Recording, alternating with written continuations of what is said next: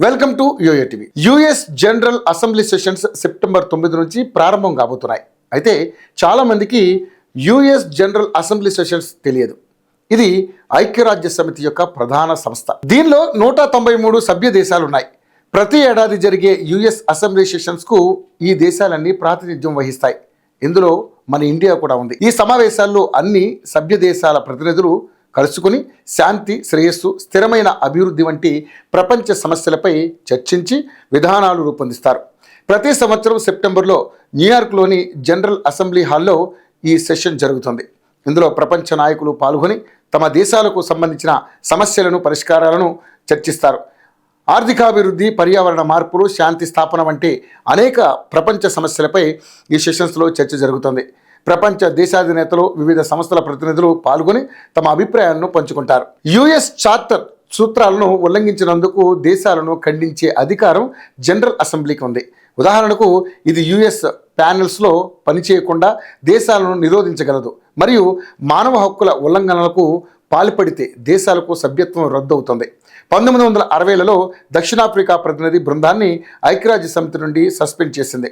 ఎందుకంటే ఆ దేశం యొక్క వర్ణ వివక్ష పాలన, భద్రతా మండలి తీర్మానాలు మరియు అంతర్జాతీయ చట్టాలని ఉల్లంఘించింది.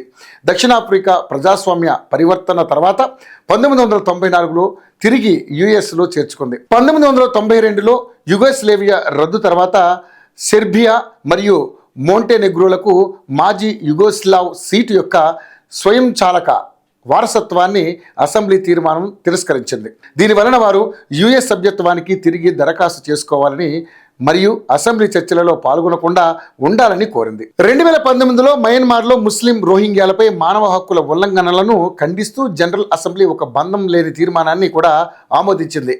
యుఎస్లో ఉన్న ప్రతి దేశానికి జనరల్ అసెంబ్లీలో ఒకే ఓటు ఉంటుంది. ప్రతి వార్షిక సమావేశంలో అసెంబ్లీ అధ్యక్షుడు మారుతూ ఉంటారు.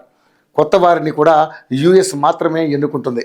ఇలా ప్రపంచ దేశాల్లోని సమస్యల పరిష్కారానికే కాదు, సహాయం అందించేందుకు కూడా యుఎస్ సమావేశాలు ఉపయోగపడతాయి. అయితే 2025లో బెటర్ టుగెదర్ థీమ్ పేరుతో యుఎస్ అసెంబ్లీ సెషన్స్ జరగబోతున్నాయి. సెప్టెంబర్ 9 ప్రారంభం కానున్న ఈ సమావేశాలు 29 వరకు జరగనున్నాయి. ఇది 80వ యుఎస్ అసెంబ్లీ సమావేశం.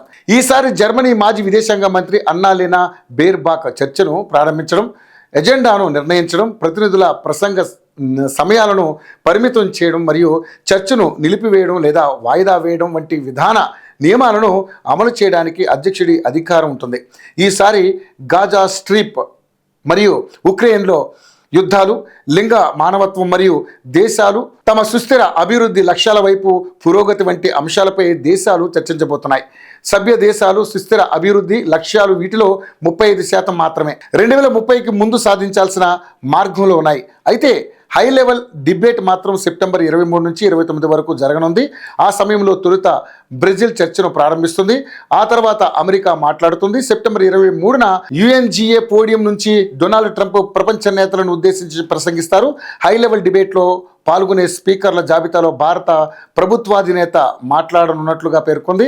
అంటే సెప్టెంబర్ 26న ప్రధాని మోదీ ప్రసంగం ఉంటుందని ఆ జాబితాలో ఉంది. అదే రోజున ఇజ్రాయెల్, చైనా, పాకిస్తాన్, బంగ్లాదేశ్ నేతలు కూడా ప్రసంగిస్తారు. యుఎస్ స్పీకర్స్ లిస్టులో ప్రధాని మోదీ పేరు ఉన్న నేపథ్యంలో వచ్చే నెలలో ఆయన అమెరికా వెళ్తారని అంతా భావిస్తున్నారు. ఇప్పటికే అమెరికా భారత్పై సుంకాలు వేసి వైరాన్ని స్టార్ట్ చేసింది. అక్కడితో ఆగకుండా భారత్ను రెచ్చగొట్టే విధంగా ట్వీట్లు చేస్తున్నారు ట్రంప్. ఇలాంటి సమయంలో మోడీ అమెరికా వెళ్తారా లేదా అన్నదానిపై చర్చ జరుగుతోంది. అయితే మోడీ యుఎస్ సమావేశాలకు హాజరు కారని తెలుస్తోంది. ఆయన ప్లేస్లో భారత విదేశాంగ మంత్రి జైశంకర్ వెళ్ళనున్నట్లుగా తెలుస్తుంది. అక్కడ సమావేశాల్లో భారత్ తరపున ఆయన ప్రాతినిధ్యం వహిస్తారని సమాచారం. ఇలాంటి సమయంలో ట్రంప్ భారత్ తమ కాళ్ల వద్దకు రావాల్సిందే అన్న ఆలోచనతో ఉన్నారు. దీనికి సమాధానంగా ట్రంప్ నేనెందుకు, మా విదేశాంగ మంత్రి చాలు అనే సంకేతం ఇచ్చేలా ఆయన్ను పంపుతున్నారని పలువురు రాజకీయ విశ్లేషకులు అంటున్నారు.